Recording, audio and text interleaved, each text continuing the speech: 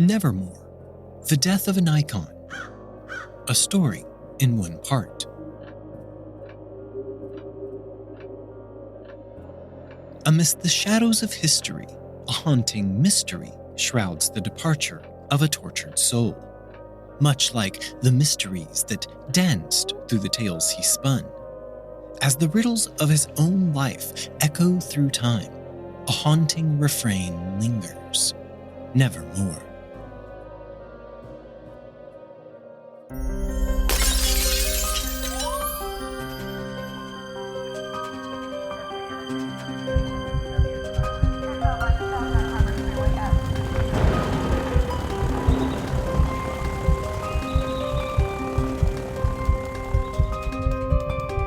We dance round in a ring and suppose, but the secret sits in the middle and knows.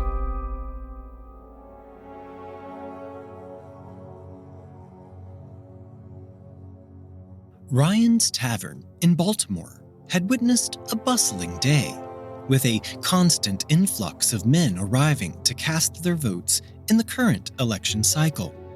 Most of these patrons hurried about their tasks, either oblivious to the slouched figure nearby or deliberately choosing to ignore it.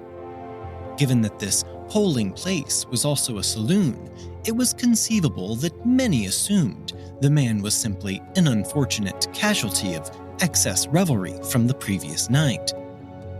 On October 3rd, 1849, Joseph Walker likely entered Ryan's Tavern with the primary intent of casting his vote. However, unlike the hasty comings and goings of others, Joseph Walker took a moment to assess the situation, and he chose to extend a helping hand to the distressed man, choosing to leave his loneliness unbroken. He asked the man if there was anyone the man wanted him to summon for assistance. The man, who appeared to Joseph to be inebriated beyond doubt, mumbled a few names before finally mentioning one that Joseph recognized. Immediately, Joseph dispatched a message to a certain Dr. Joseph Snodgrass, the note reading in part, "There is a gentleman, rather the worse for wear, at Ryan's 4th Ward polls, and who appears in great distress, and he says he is acquainted with you, and I assure you he is in need of immediate assistance." Upon receiving this urgent note, Dr. Snodgrass promptly made his way to retrieve the man, having him transported to the nearby Washington College Hospital. There, the ailing man was entrusted to the care of Dr. John Moran. Over the following days, Dr. Moran attended to this patient and concluded that alcohol was undeniably the root cause of the man's afflictions. The weakened man seemed to drift in and out of consciousness, remaining unable to offer any insight into what had led to his poor condition. Word of the man's dire state spread, even prompting a visit from his cousin, who regrettably had to be turned away with the explanation that the patient was unfit for visitors. Just 4 days after being admitted to the hospital, the man's condition took a sharp turn for the worse. Dr. Moran was present at his bedside as the man, caught in the throes of delirium, repeatedly uttered the name Reynolds. In the early hours of October 7th, 1849, the patient ultimately passed away. The deceased man, though not wealthy, enjoyed considerable recognition, prompting the local newspaper, the Baltimore Sun, to lament in their October 8th edition. "We regret to learn that Edgar A. Poe, Esquire, the distinguished American poet, scholar, and critic, died in this city yesterday morning, after an illness of 4 or 5 days. This announcement, coming so sudden and unexpected, will cause poignant regret among all who admire genius and have sympathy for the frailties too often attending it."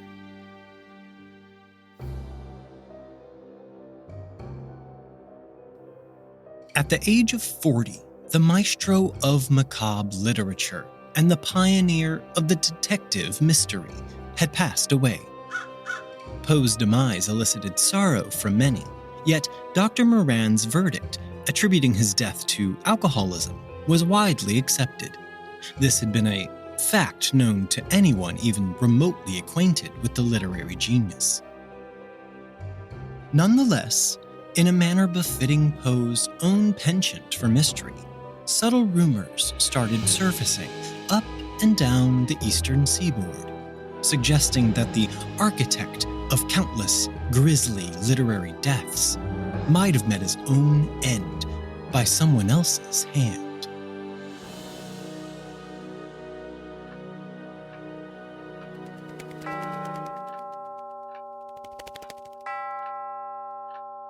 Edgar Poe's life was steeped in tragedy from the very beginning. He entered this world on January 19, 1809, in Boston, born to a pair of traveling actors, David Poe Jr. and Elizabeth Arnold Hopkins Poe. Being the second of three children, Edgar's early years were marked by the ever-changing stages of his parents' nomadic lives, offering him anything but a stable upbringing. In a cruel twist of fate, in December of 1811, when Edgar was not yet 3 years old, both of his parents passed away within days of each other. However, historical records, as documented by the Edgar Allan Poe Society of Baltimore, hint at a prior separation between his parents, suggesting they did not meet the same tragic end, nor had they passed away from the same cause or illness.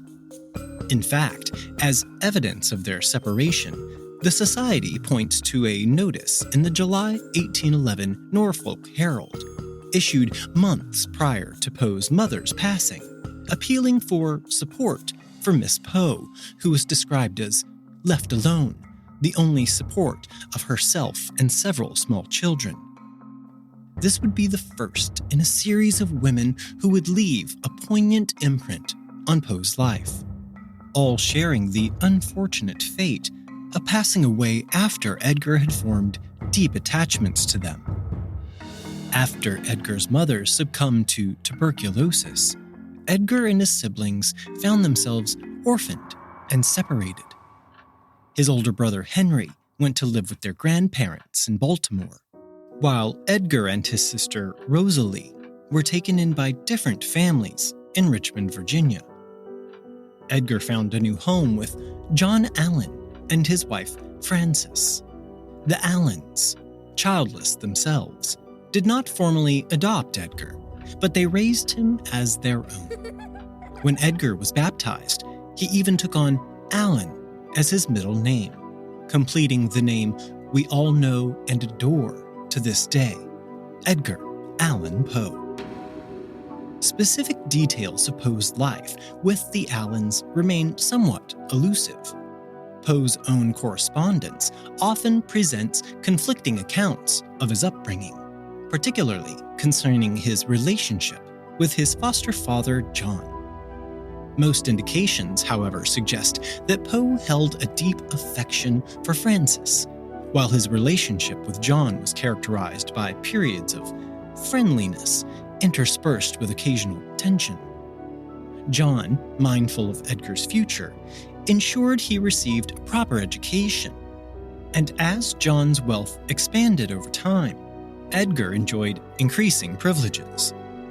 The first major rift between John and his foster son emerged in 1827, when John declined to assist Poe in settling his gambling debts accumulated during his time as a student at the University of Virginia.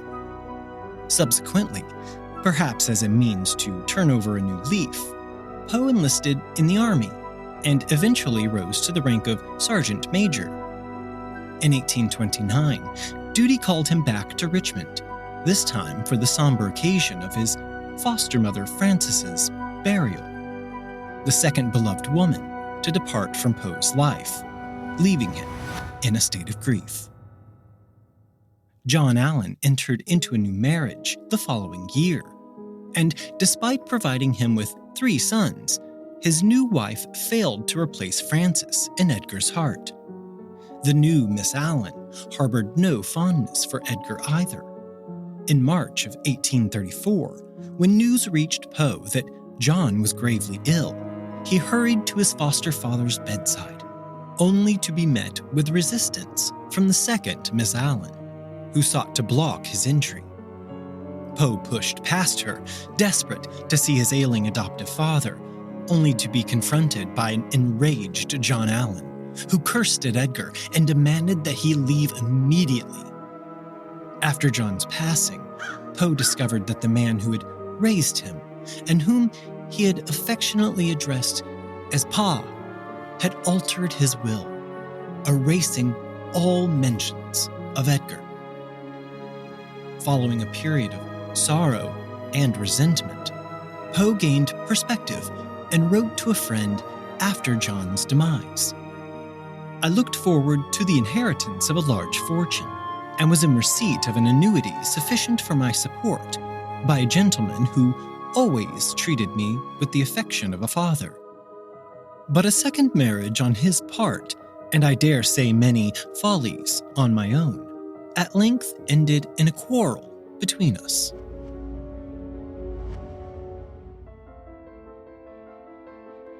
In 1827, Edgar Allan Poe made his literary debut by anonymously publishing his first book of poetry, Tamerlane and Other Poems. Today, it is believed only 12 copies of the collection still exist. His early poetic works garnered modest success, but it wasn't until 1831 that he shifted his focus to the short story format, a genre in which he would ultimately achieve great renown. Like his early poetry, Poe's initial forays into short fiction were published anonymously. He often submitted his stories to contests, not only seeking prestige, but also desperately needing the prize money, as his anticipated inheritance from John Allen had vanished. Transitioning from contributor to editor, Poe spent his early years working for established literary journals. However, he found these pursuits unsatisfying and would spend the rest of his life striving to create and publish his own magazine. In 1836, Poe married his cousin, Virginia Clem, who was just barely a teenager. His aunt, Maria Clem, effectively became his mother-in-law. This marriage could be seen as Poe's attempt to simultaneously fill the maternal void left by his own mother and by Frances Allen with Maria. In Virginia, he may have found the embodiment of the beautiful young woman he imagined his mother to have been when she tragically passed away at a young age. In 1840, a Philadelphia company published Poe's Tales of the Grotesque and Arabesque, featuring tales of terror that would later become synonymous with his name, such as The Fall of the House of Usher. A year later, Poe's story Murders in the Rue Morgue, often considered the first detective mystery tale, appeared in Graham's magazine, where Poe was employed as an editor. The story received acclaim, leading Poe to craft a sequel that would be considered an early example of true crime writing. While fictional and set in Paris, the story closely paralleled every aspect and character of a real murder in New York City that had horrified the entire city. During the summer of 1841, the body of a young woman was discovered in the Hudson River, leading to a sensation in the New York City newspapers. Poe evidently followed these accounts closely.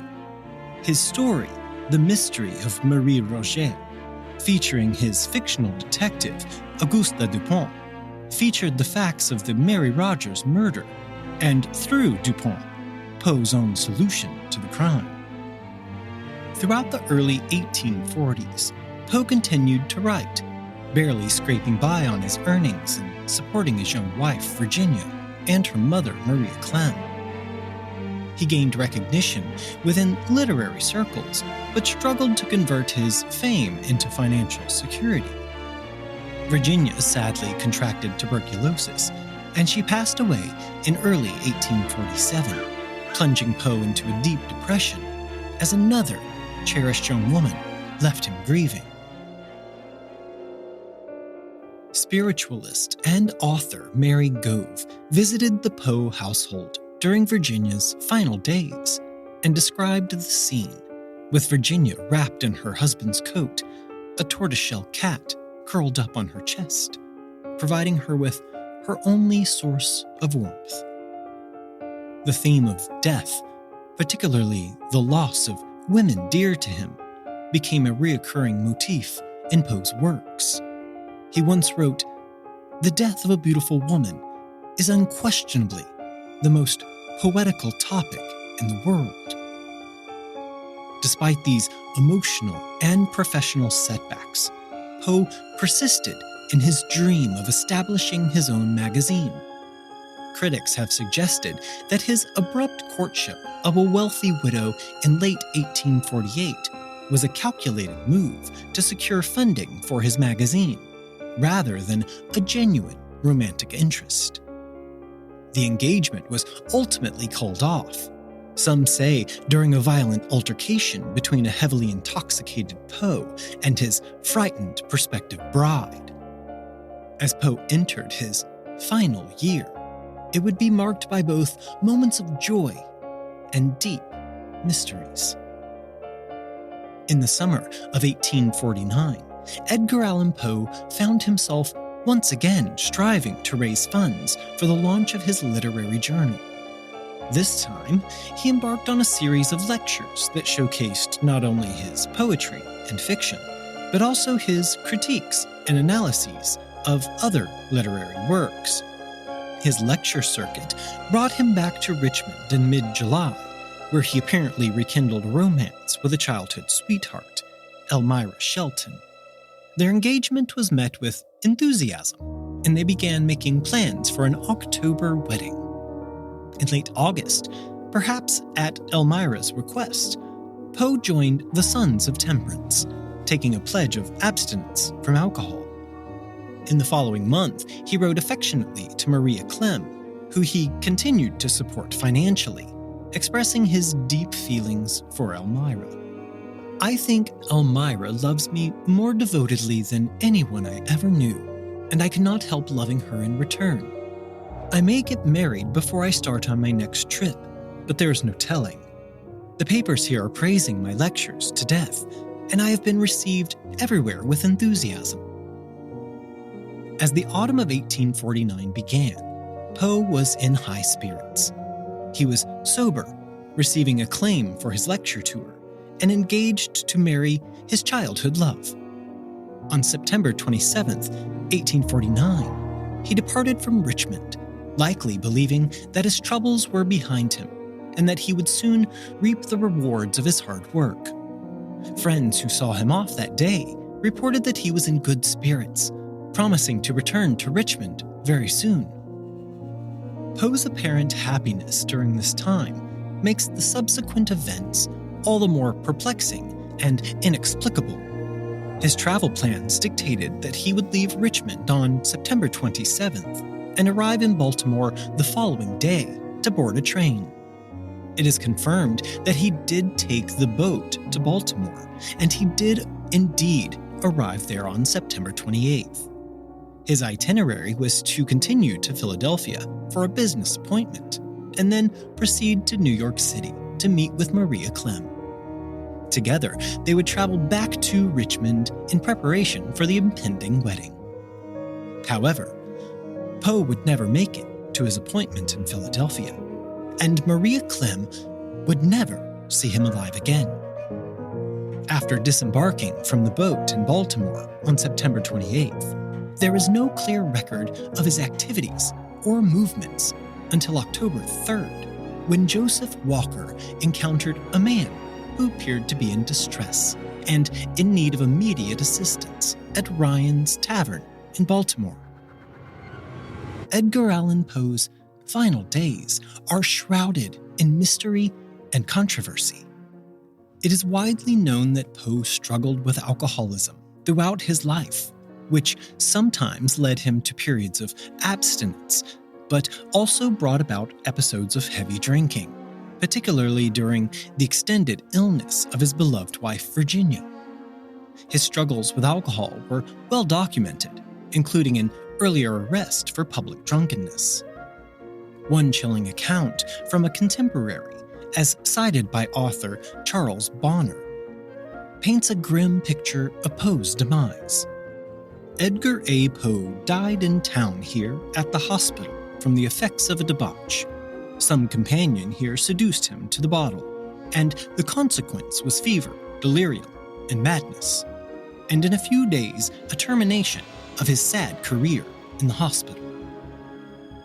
Dr. Moran, the physician who attended to Poe during his final days, sent a letter to Maria Clem, Poe's former mother-in-law, assuming she was already aware that Poe had succumbed to the alcohol-related issues. In his letter, Dr. Moran described Poe's condition upon admission to the hospital. Poe was initially unconscious, and when he regained consciousness, he was unable to provide coherent answers about his family, residence, or relatives.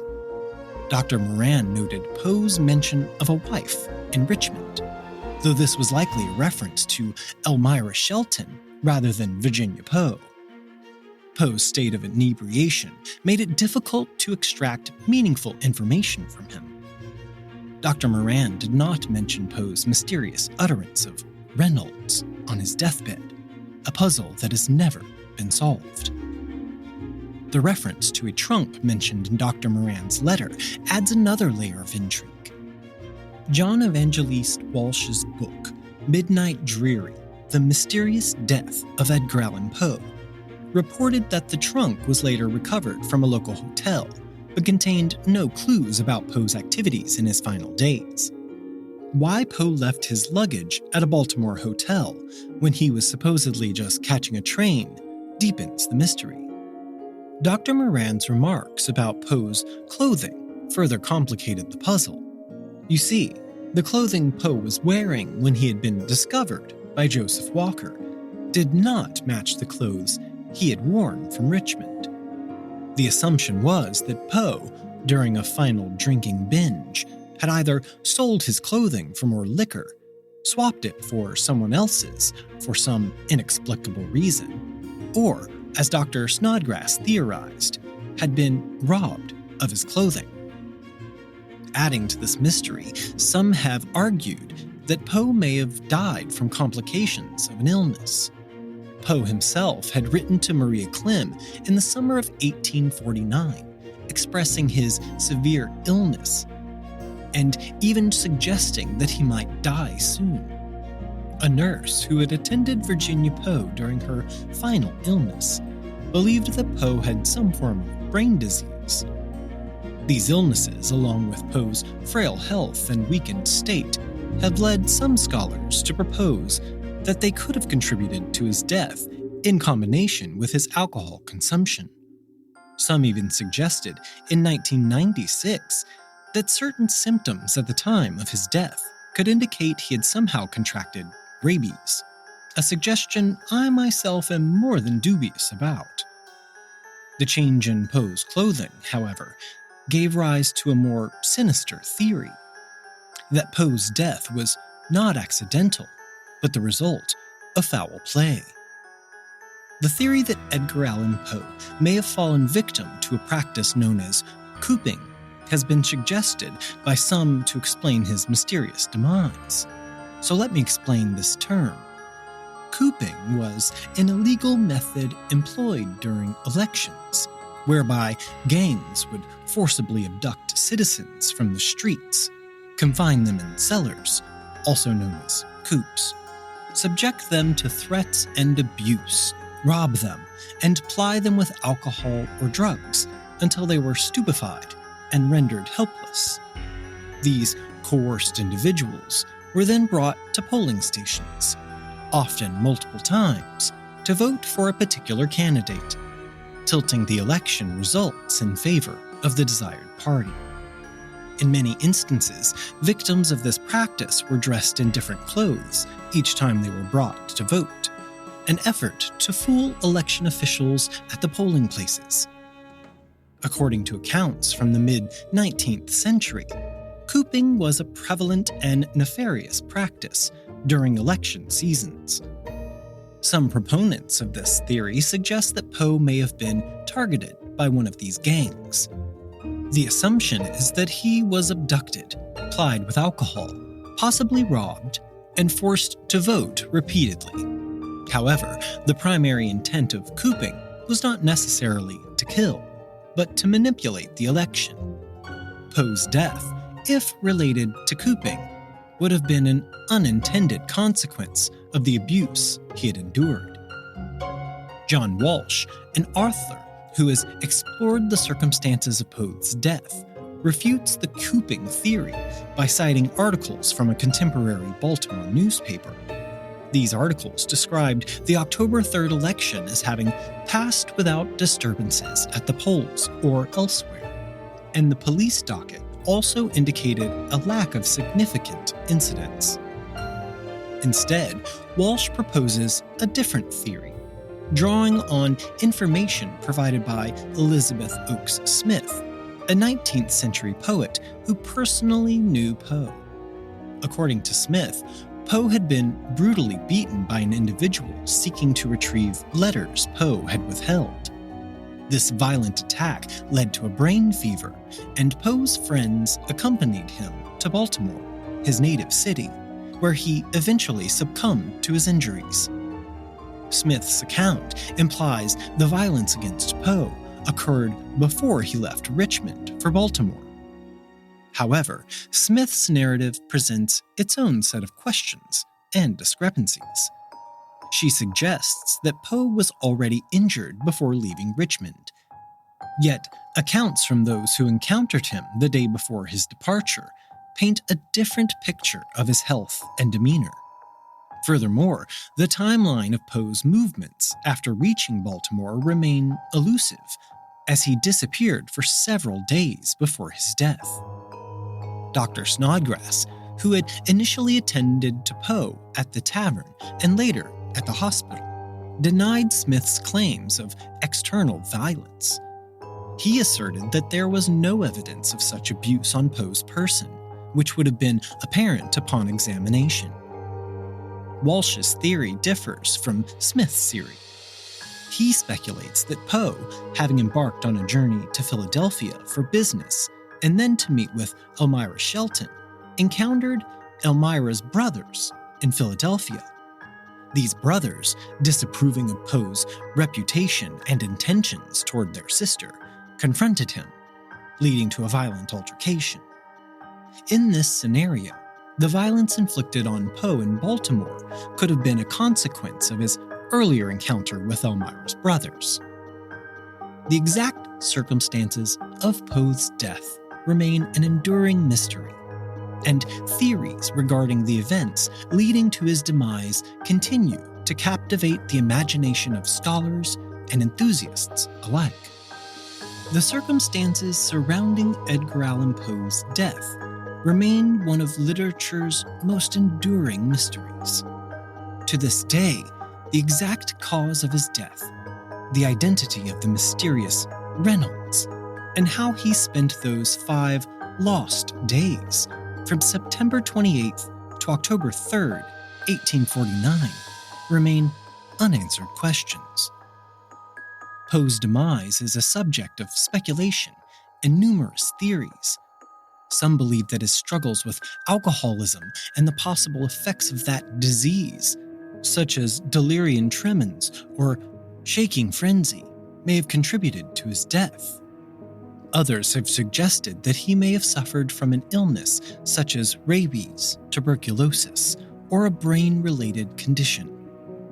The theory of cooping, a practice involving the forced abduction and manipulation of individuals during elections, has also been proposed as a possible cause of his death. Yet another theory suggests that Poe encountered violence, possibly related to a personal dispute or altercation. the mysterious utterance of Reynolds on Poe's deathbed has never been definitively explained. It remains a cryptic element of the enigma surrounding his final moments.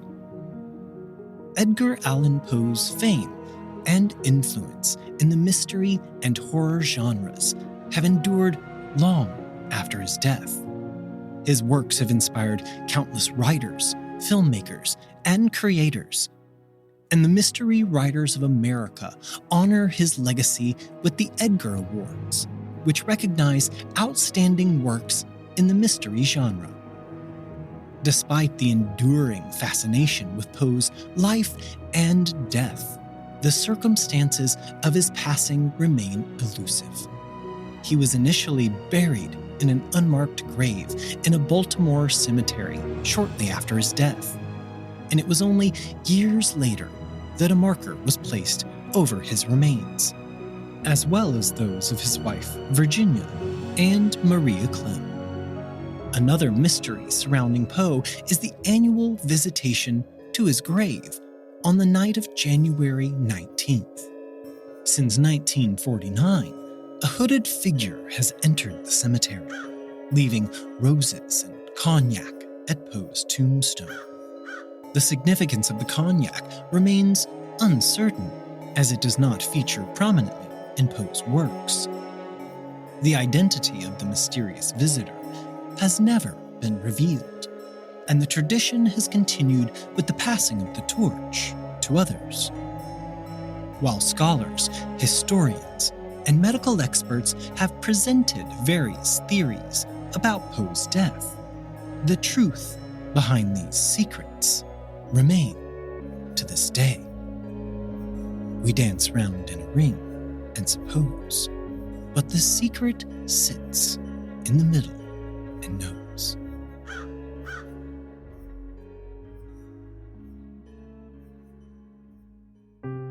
Today's episode of The Secret Sits was researched and written by the host, John Dodson.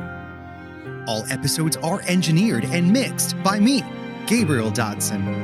Check the show notes for links to all of our social media. Email us at thesecretsitspodcast@gmail.com. And don't forget to leave us a 5-star rating and review on Apple Podcasts.